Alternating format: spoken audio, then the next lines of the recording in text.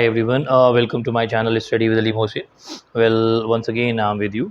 Students, this time I am going to explain you the poetry, right? The poetry which I am going to explain this time. Uh, that is the road not taken, right? Students, till now I have told you two chapters in your Beehive and Moments book, but still I have not explained any chapter of poetry. So what I am going to do this time, that I am going to explain you the chapter, the road not taken.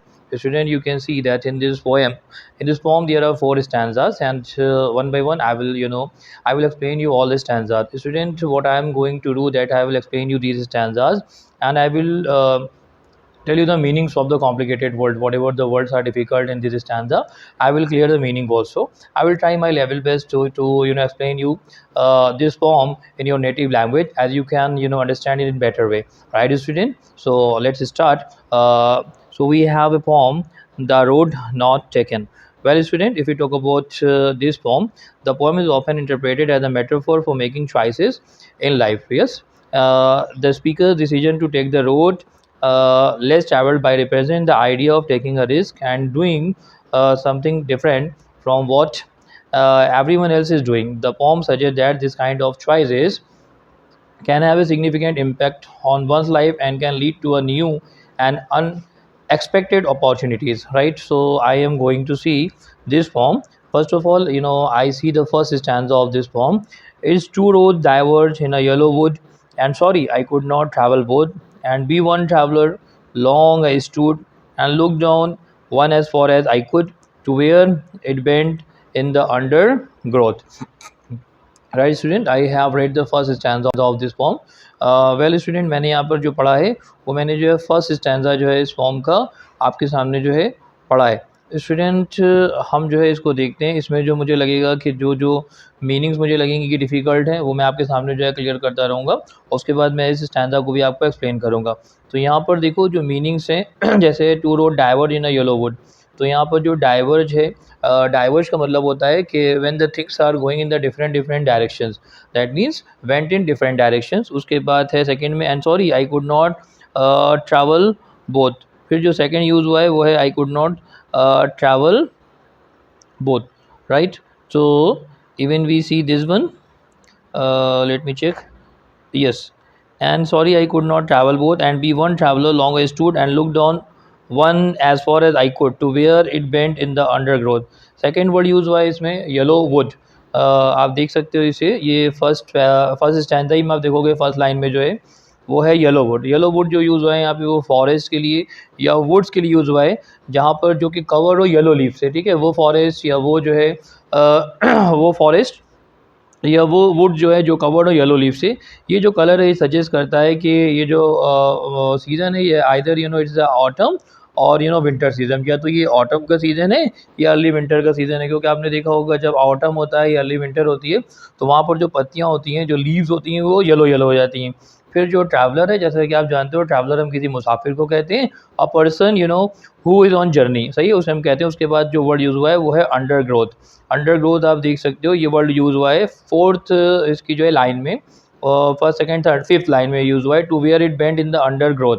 ये जो undergrowth है ये small जो bushes होती हैं, छोटी छोटी जो झाड़ियाँ होती हैं, प्लांट्स होते हैं, ट्रीज़ होते हैं, जो एक दूसरे के पास में फॉरेस्ट फ्लोर के ऊपर जो निकल आते हैं, उनको हम कहते हैं अंडरग्रोथ, राइट? यहाँ पर देखो आप, to where it bend in the undergrowth. Fifth line में आप इस स्टैंजा की अगर देखोगे तो यहाँ पर एक वर्ड और यूज़ हुआ है वो है बेंड. बेंड जो होता है कर्व्ड या टर्न जो होते हैं अलग अलग डायरेक्शन में, कर्व्ड हो या जो है जो टर्न हो, उनको हम कहते हैं. तो ये हमारा फर्स्ट स्टैंजा था. वेल, मैं इसका एक्सप्लेनेशन आपको बताता हूँ. This stanza is from the pome the road not taken, और इसके जो पोएट हैं वो है रॉबर्ट फ्रॉस्ट, सही है. It describe the situation where the speaker is face with the choice between two roads that diverge or split apart in a forest that is covered in a yellow leaf. देखो ये जो stanza हमारा है वो road not taken का हमारा है, और इसे जो है जो इसके पोएट हैं वो रॉबर्ट फ्रॉस्ट हैं. वहाँ पर वो एक सिचुएशन को जो है डिस्क्राइब कर रहे हैं जहाँ पर स्पीकर के सामने जो है चॉइस है, जहाँ पर दो रोड्स हैं, उनमें से किसी एक ही रोड को उन्हें जो है लेना है. यहाँ पर दो रोड्स हैं जो डाइवर्ज हुए हैं या स्प्लिट हुए हैं एक दूसरे से फॉरेस्ट में, और ये दोनों के दोनों जो रोड्स हैं, ये जो फॉरेस्ट है ये कवर है येलो लीव्स से, सही है। तो ये हमारा फर्स्ट स्टैंजा है जिसमें यहाँ पे रॉबर्ट फ्रॉस्ट जो है वो क्या बता रहे हैं, यहाँ पर एक सिचुएशन को बता रहे हैं जहाँ पे स्पीकर के सामने एक सिचुएशन है जहाँ पे उनको एक चॉइस जो है वो करनी है। उनके सामने जो है दो रोड्स हैं जो डाइवर्ज हुए हैं, स्प्लिट हुए हैं फॉरेस्ट में, और दोनों के, और ये जो फॉरेस्ट है ये कवर्ड है येलो लीफ से। ये हो गया हमारा first stanza. Well I go ahead and I read the second stanza for you. अच्छा, थोड़ा सा मैं और बता देता हूँ।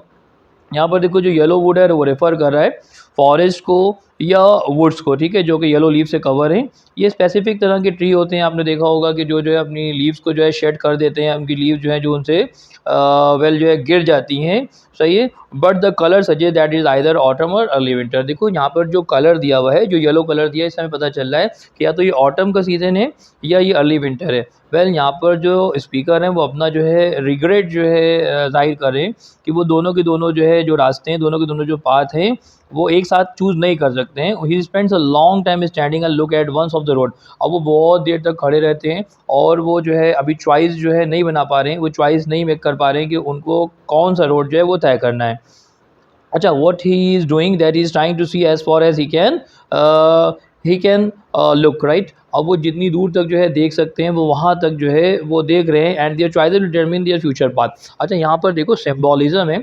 अब यहाँ पर जो उनकी चॉइस होगी वो उनका जो फ्यूचर का रास्ता होगा वो तय करेगी, सही। एज ही नोज और may be not a what lies ahead of either road. अच्छा, अभी जो है उनको नहीं पता है कि उन दोनों रोड के ऊपर आगे क्या है। तो ये हमारा हो गया फर्स्ट स्टैंजा। मैं जल्दी से सेकंड स्टैंजा पढ़ देता हूँ ताकि जो है बहुत ज़्यादा देर न लगे।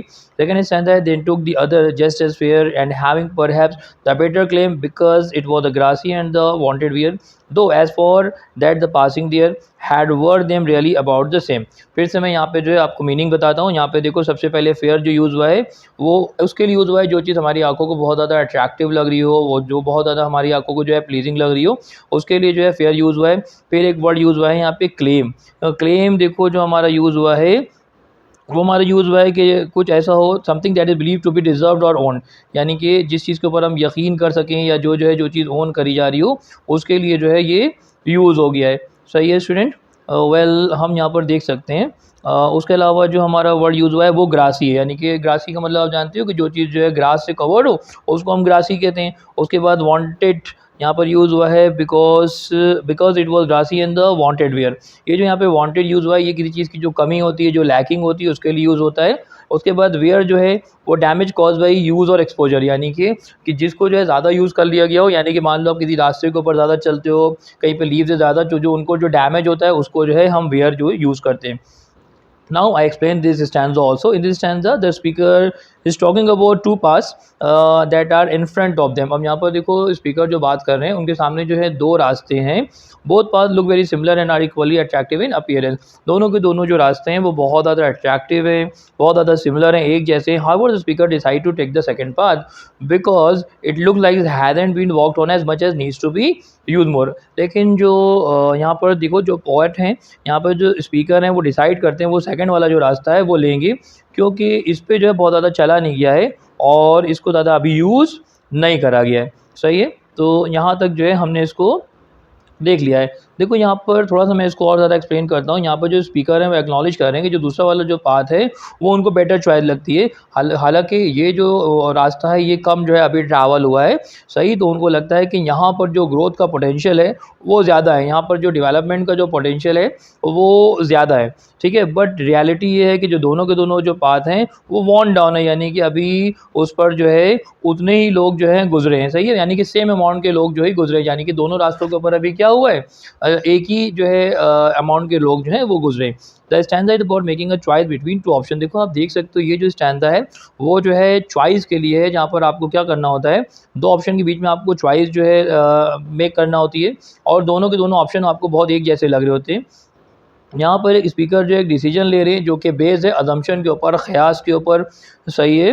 अब यहाँ पर देखो यहाँ पर जो उनका डिसीजन है वो अजम्पशन के ऊपर है, इंटरप्रिटेशन के ऊपर है, सिचुएशन के हिसाब से, लेकिन बाद में वो रियलाइज़ करते हैं कि कौन सा रास्ता उनके लिए जो है एक्यूरेट है। It highlight the idea that appearances can be deceiving and encouraging the reader to think more critically, ठीक है। यहाँ पर देखो क्या है, यहाँ पर कहा जाता है ना अपीयरेंसेस आर डिसेप्टिव, यानी कि आपको जो रास्ता बहुत ज़्यादा हरा भरा बहुत अच्छा दिख रहा हो तो ज़रूरी नहीं है कि ये रास्ता बहुत अच्छा आपके लिए हो भी, सही है। तो यहाँ पर जो है थोड़ा सा इसको क्रिटिसाइज़ करा गया है कि यानी कि हम जो है ऊपर ही ऊपर देख के किसी भी चीज़ के लिए कोई भी डिसीजन ना ले। Student, now as I can see here that around 10 minutes have left, so I cannot I cannot go ahead now. I will have to wind up this video here, and I will make one more video for this poetry, right, for this poem.